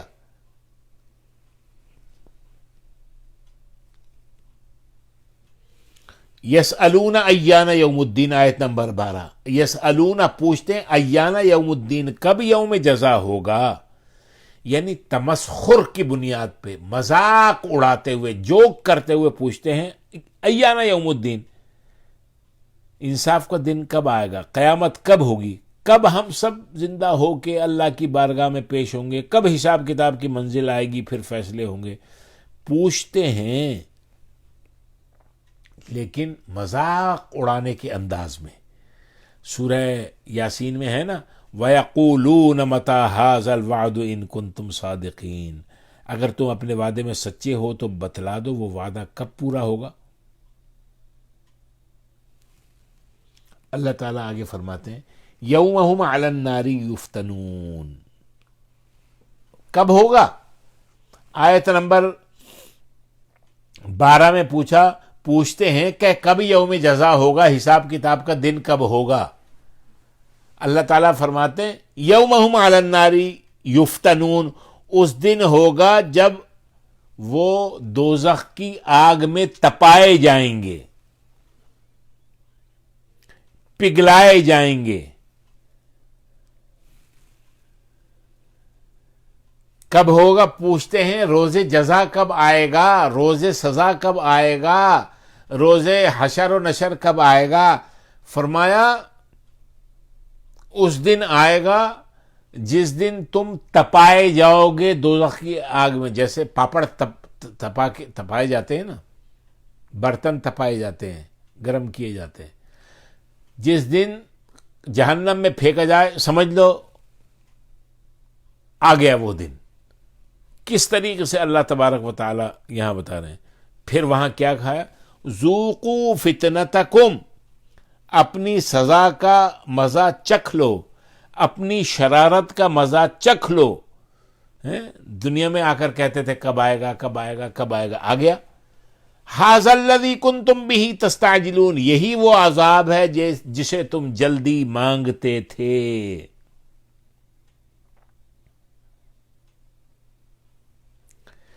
بھائی کسی کے کہنے سے قیامت اپنے وقت مقررہ سے پہلے، مجھے جلدی ہے، مجھے دیکھنا ہے قیامت کیسی ہوگی، ثابت کرو، پروف کرو، سچے ہو تو بتاؤ۔ اللہ تعالیٰ نے قرآن مجید ایک بات اللہ نے قرآن مجید میں جگہ جگہ فرمائی ہے۔ آپ قرآن لو، مارکر لو، 4-5 کلر والے، ایک جیسی جو بھی بات ہے وہاں ہائی لائٹ کرو، مارک کرو، لکھو، پورے قرآن کے صفحے جو سائیڈ میں، آیت کے بیچ میں، یہ کارنر میں، سب میں لکھ کے اپنے جو آپ سمجھ کے مطابق سمجھنا لکھنا چاہتے ہو کراس لگاؤ، نشان لگاؤ۔ پورے قرآن کے صفحے لال، پیلے، کالے، ہرے، نیلے سفید کر دو، کوئی کہیں پینسل سے لکھو، کہیں مارکر سے لکھو، کہیں مارکر سے تو موٹا ہو جائے گا، کہیں دوسرے مختلف قلم لکھو، پتہ چلے کہ یہ قرآن تم نے الماری میں سجا کے یا جزدان میں لپیٹ کے بہت اچھے قیمتی ساٹن کے کپڑے میں نہیں رکھا، بلکہ قرآن کو پڑھنے کا حق ادا کرنے کی کوشش کی ہے، سمجھنے کی کوشش کی ہے۔ وہی قرآن فرقان بن کے تمہاری طرف سے دلیل بن کے یعنی قبر کے اندر آ جائے گا۔ ہم نے دیکھیں، یہ نہیں کہ کوئی عالموں کی اور مولویوں کے قرآن کی بات کر رہا ہوں، عام بیوروکریٹس جنہوں نے ساری عمر گورنمنٹ سروس کی لیکن قرآن کے ساتھ ان کا تعلق تھا، پہلے پیج سے لے کے آخر تک آپ دیکھیں قرآن کریم رنگ رنگ کیا ہوا ہے، انہوں نے یعنی محنت کی ہے، پڑھا ہے، سمجھا ہے۔ اس طریقے سے یہ کہ صفحہ بھی نہ ایسے ٹرن ہو، مڑے نہیں، ایسے کام نہیں چلتا۔ اللہ تعالیٰ ہمیں قرآن کے ساتھ محبت عطا فرمائے۔ ذوقوا فتنتکم، اپنی سزا کا مزہ چکھ لو، ھذا الذی کنتم بہ تستعجلون، یہی وہ عذاب ہے جسے تم جلدی مانگتے ہو۔ پھر فرمایا،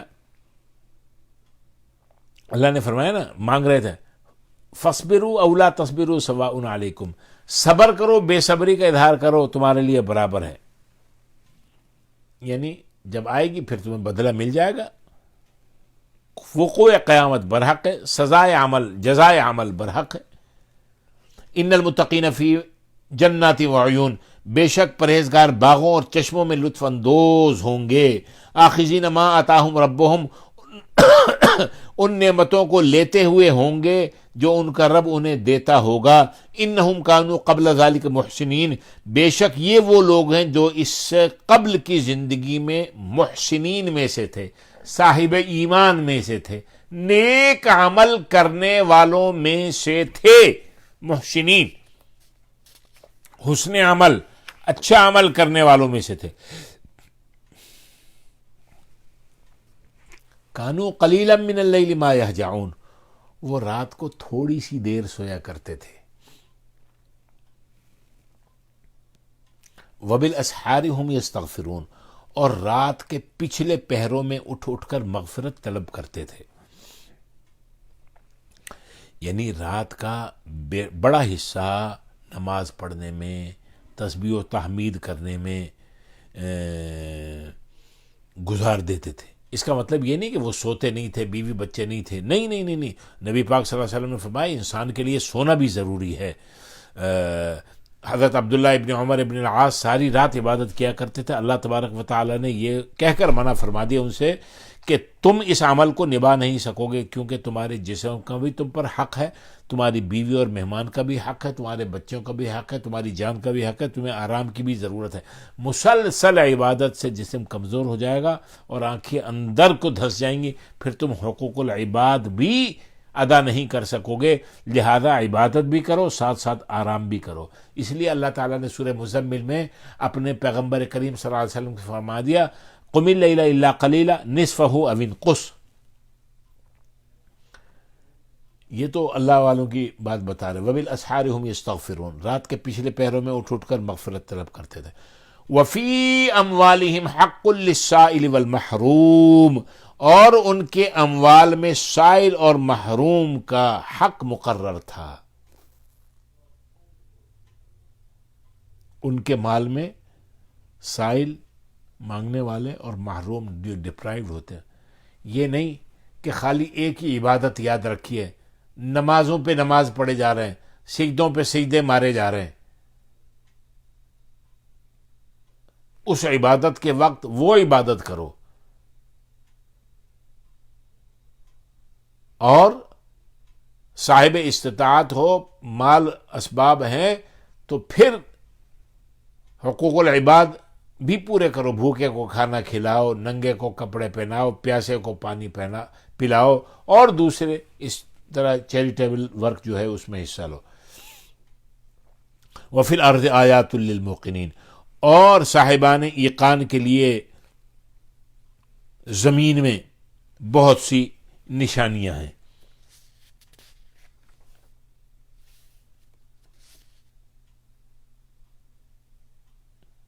وفی الارض آیات للموقنین، زمین میں بھی نشانیاں ہیں یقین رکھنے والوں کے لیے، یعنی ایک جو صاحب عقل انسان ہے وہ اللہ کی زمین پہ غور و تدبر اور فکر و نظر کے ساتھ چلتا ہے، اور ایک شادولہ جو ہے اس کا کام کیا ہے؟ وہ اللہ تبارک و تعالیٰ کے پاس اللہ تعالیٰ کے اس قسم کی جو آیتیں جو ہیں زمین کے اندر پھیلی ہوئی نشانیاں، اس کی توجہ نہیں دیتا۔ زمین میں انسان ہے، چیزیں ہیں، چرند ہے، پرند ہے، درند ہے، دریا ہے، سمندر ہے، پہاڑ ہے، جنگل ہے، لا تعداد قسم کے کیڑے مکوڑے ہیں، سمندری مخلوق ہے، ان چیزوں پہ، ان کی تخلیق پہ کب سے یہ چلی آ رہی ہیں، اب تک چل رہی ہیں، کس کس استعمال میں آ رہی ہیں، لیکن کیسے اللہ تبارک و تعالیٰ کا ایک نظام چل رہا ہے۔ تو قدرت کے ان نظاروں کے اوپر غور و فکر اور سوچ بچار کرنے سے اللہ تعالیٰ کی ذات پہ یقین بڑھتا ہے۔ اللہ تعالیٰ فرماتے ہیں وفی انفسکم، خود تمہارے نفسوں کے اندر بھی، اپنی جان کو بھی دیکھو، اپنے آپ کو بھی دیکھو کہ کیسے انسان ایک ڈراب سے کس طریقے سے ایک خوبصورت انسان اور وجیع اور خوبصورت شکل میں تبدیل ہوتا ہے۔ افلا تبصرون، کیا تم اس میں غور و فکر نہیں کرتے؟ اللہ فرمایا وفی السماء رزقکم وما توعدون، اور آسمان میں تمہارا رزق ہے اور وہ سب بھی جس کا تم سے وعدہ کیا جاتا ہے، وفی السماء رزقکم، آسمان میں تمہاری روزی ہے، اور کچھ بھی وہی ہے وہ کچھ بھی وہی ہے جس کا تم سے وعدہ کیا گیا.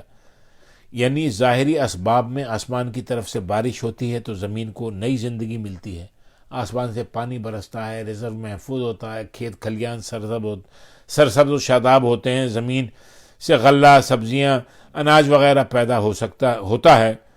تو انسانوں جانوروں کی خوراک، رزق کا تعلق آسمان کے ساتھ بھی ہے اور زمین کے ساتھ بھی ہے. اور پھر جب یہ ہوائیں، بارشیں، دریا، سمندر، طوفان بپھر کر نقصان کا باعث بنتے ہیں تو اس سے موتیں بھی واقع ہوتی ہیں. فورب السماء والارض انہ لحق مثل ما انکم تنطقون، پر آسمان اور زمین کے مالک کی قسم، یہ ہمارا وعدہ اسی طرح یقینی ہے جس طرح تمہارا اپنا بولنا.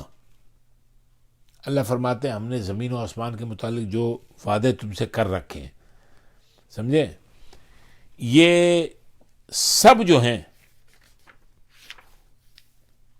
ایسے ہیں. فورب السماء والارض انہ لحق، جو کچھ آسمان اور زمین کا ہے، جو کچھ آسمان اور زمین میں ہے پروردگار کا ہے. فورب السماء والارض، قسم کھا کے اللہ تعالیٰ فرماتا ہے پروردگار کی قسم جو آسمان اور زمین کا پروردگار ہے، یعنی مثل ما انکم تنطقون، حق مثل ما انکم تنطقون، لحق، بلکہ لام تاکید کے ساتھ ہے کہ یہ جس طرح تم گفتگو کر رہے ہو، باتیں کر رہے ہو، تمہارے منہ سے الفاظ نکل رہے ہیں، جس طرح یہ تمہیں روز روشن کی طرح تمہارے سامنے یہ ہے، اسی طرح اللہ تبارک و تعالی خاص طور پہ وقوع قیامت کے متعلق جو فرماتے ہیں، اس میں کسی قسم کا آپس میں بات چیت کرنا، شک و شبہ رکھنا،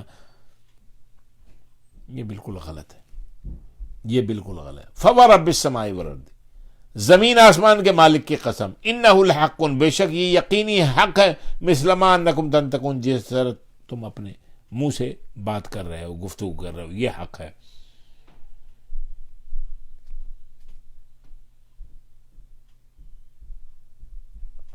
آگے ایک دوسرا موضوع شروع ہوتا ہے. اللہ تبارک و تعالیٰ فرماتے ہیں هل اتاک حدیث ضیف ابراہیم المکرمین، کیا آپ کے پاس ابراہیم علیہ السلام کے معزز مہمانوں کی خبر پہنچی؟ اذ دخلوا علیہ فقالوا سلاما، جب وہ فرشتے ان کے پاس آئے انہوں نے سلام پیش کیا، قال سلام، انہوں نے بھی جواباً سلام کا جواب دیا. قوم منکرون، اور یہ سوچنے لگے کہ یہ تو اجنبی لوگ ہیں. فراغ الی علی فجاء بعجل سمین، جلدی سے اپنے گھر کی طرف گئے اور ایک فربہ موٹے تازے بچھڑے کی سجی بنا کر لے آئے.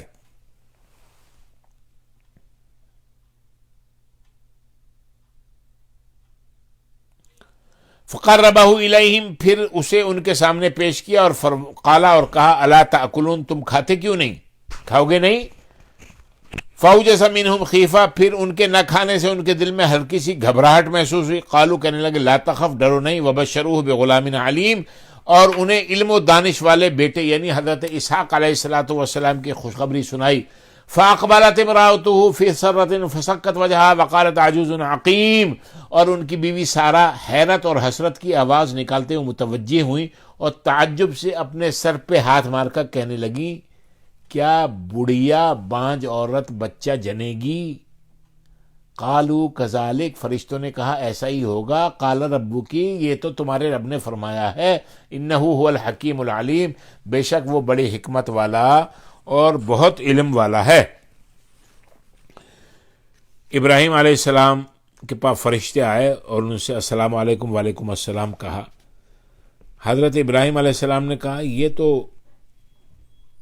اجنبی معلوم دیتے ہیں، لیکن انہوں نے مہمانوں کا خیر مقدم کیا، اچھی جگہ انہیں بٹھایا اور اپنے گھر والوں کے پاس اندر گئے تاکہ مہمانوں کی تواضع کریں، اور موٹا تازہ بچھڑا اس کی سجی بنا کے جو گھر میں موجود تھا ذبح کیا، کروایا ساتھ.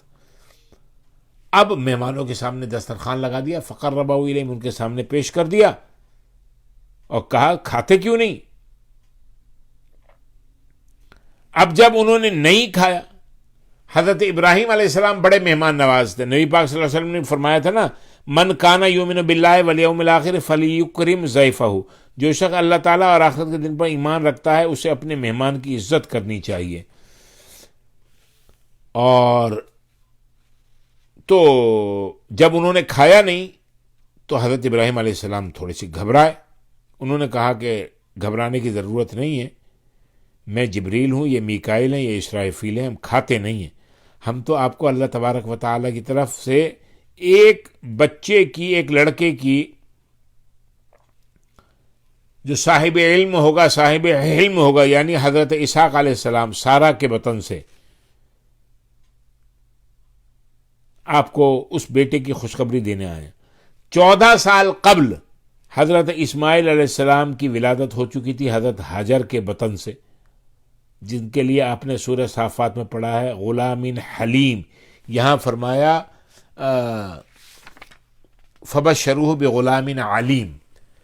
حضرت ہاجرہ سے حضرت ابراہیم علیہ السلام کے فرزند سے اسماعیل علیہ السلام مکہ میں، اور یہاں پر حضرت سارہ سے حضرت ابراہیم علیہ السلام کے فرزند تھے حضرت اسحاق علیہ السلام. اب جب وہ ان کو خوشخبری دینے لگے، کہنے لگے آپ کے بیٹا ہوگا، تو حضرت سارہ 80-90 سال کی عمر کی تھیں، وہ بولی ہوئی، شور مچاتے ہوئے بولی، حیرت ہوئی، انہوں نے متھا پیٹ لیا. انہوں نے کہا مہمان کیا بات کر رہے ہیں، میں تو بوڑھی ہوں، میں کیسے. وہاں سورہ ہود میں کہا قالت یا ویلتا آلد وانا عجوز وہذا بعلی شیخا ان ھذا لشیء عجیب.